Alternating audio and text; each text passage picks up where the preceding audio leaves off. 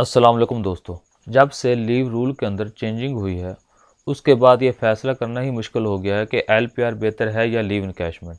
फिर उसके साथ साथ उसको जो है वो कैद कर दिया गया है 15 माह के 3 माह के साथ, यानी जितनी आपकी छुट्टी पड़ी है प्लस 3 माह आप उससे पहले उसे अप्लाई कर सकते हैं। अगर लीव इनकैशमेंट लेनी है तो रेफ्यूल लेटर लें, और अगर लीव इनकैशमेंट नहीं लेनी तो एलपीआर पर चले जाएँ। अब एम्प्लॉइज़ अक्सर मुझसे सवाल करते हैं, अक्सर पूछते हैं, अक्सर व्हाट्सएप पर मैसेज भी करते हैं और कमेंट्स में भी कि एलपीआर बेहतर है या लीव इनकैशमेंट। तो आज हम इसी पर बात करेंगे। मैं हूं ज़िया मुस्तफ़ा और आप देख रहे हैं employees corner Zia YouTube channel. मेरे चैनल को सब्सक्राइब कर दीजिए ताकि हर नई आने वाली वीडियो आपको बर वक्त मिल सके। लीव रूल चेंज होने के बाद अगर आप लीव इनकैशमेंट लेते हैं, रेफ्यूल लेटर लेने के बाद आप लीव इनकैशमेंट लेते हैं, तो आपकी मैक्सिमम जो है वो आपके स्केल के मुताबिक आपको इनिशियल स्टेज पर दी जाएगी। यानी फॉर एग्ज़ाम्पल एक एम्प्लॉई है वो 11वें स्केल में है और 11वें स्केल में रहते हुए इसकी इनिशियल है 18,650 रुपये। तो अगर उसकी मैक्सिमम छुट्टी 12 माह पड़ी हो तो उसे 2,23,800 रुपये मिलेंगे। अब प्रॉब्लम यहाँ पर ये है कि 2,23,800 अगर यकमुश्त मिल जाए तो समझ में आती है बात कि इसे चलो कहीं काम पे लगा दे बंदा, इससे कोई फ़ायदा उठा ले। लेकिन अब आए दिन जो है वो रूल्स के अंदर क्लैरिफिकेशन आती रहते हैं, रूल्स के हवाले से नोटिफिकेशन आते रहते हैं कि ये 18,650 जो है वो हर माह पे के अंदर एडजस्ट कर दिया जाए। यानी कि हर माह जैसे सैलरी उसे मिलती है तो लीव इनकैशमेंट की रकम भी उस सैलरी के अंदर हर माह जो है 18,650 एडजस्ट कर दी जाए।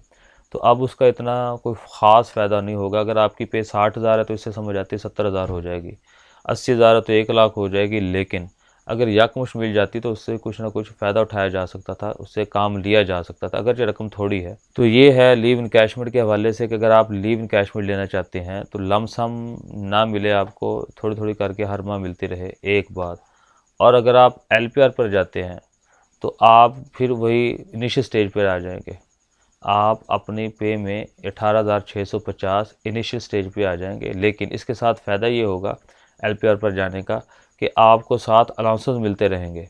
अगरचे अलाउंसेस भी हाफ़ हो जाएंगे, अलाउंसेस भी कम हो जाएंगे, लेकिन हाफ़ पे से आपकी पे ज़्यादा बढ़ेगी। जैसे कि डॉग लीफ अलाउंसेस हैं 22, 23 और 24 वगैरह के, तो ये कम तो हो जाएंगे, लेकिन आपकी पे जो है वो इनिशियल स्टेज के साथ साथ आपको कुछ अलाउंसेस भी मिलेंगे, आपको कुछ ना कुछ आसरा हो जाएगा। तो इसका मतलब ये हुआ कि लीव इनकैशमेंट पे जाते हैं 18,650 हर मंथ, या आप ज़्यादा कोशिश कर लें तो 2,23,800 रुपये आपको यकमुश्त मिल जाएंगे।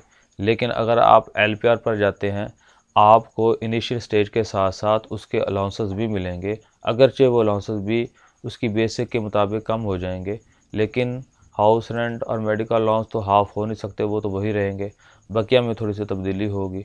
लेकिन आपकी पे जो है वो लीव इनकैशमेंट से ज़्यादा बेहतर होगी एलपीआर पर जाने से। यानी गोया कि आप लीव इनकैशमेंट पर जाते हैं, एलपीआर पर जाते हैं तो ये ज़्यादा बेस्ट है लीव इनकैशमेंट से। एक तो आपकी पे जारी रहेगी, दिसंबर की इंक्रीमेंट भी मिल जाएगी और इनिशियल स्टेज के साथ साथ अलाउंसेस भी मिल जाएंगे। रिफ्यूल लेटर लेकर आप जान छुड़वाते हैं और लीव इनकैशमेंट लेते हैं तो आपको इनिशियल मिलेगा सिर्फ ओनली ज़ीरो स्टेज जो है वो 18,650 रुपये पर मंथ मिलेगी, पे के साथ एडजस्ट कर दी जाएगी। या आपको लमसम भी मिल जाए तो रकम बहुत थोड़ी है। आगे आपका फ़ैसला है, चाहे आप लीव इनकैशमेंट लेना चाहें या एलपीआर पर जाना चाहें। ऐसे ही मुफीद वीडियोस के लिए आप मेरे चैनल को सब्सक्राइब कीजिए। वीडियो पसंद आए तो उसे लाइक और शेयर ज़रूर कीजिए ताकि तमाम एम्प्लॉयज़ का फ़ायदा हो सके। बेल आइकॉन भी प्रेस कर दीजिए ताकि हर नई आने वाली वीडियो आप तक बर वक्त पहुँच सके, उसका नोटिफिकेशन आपको मिल सके।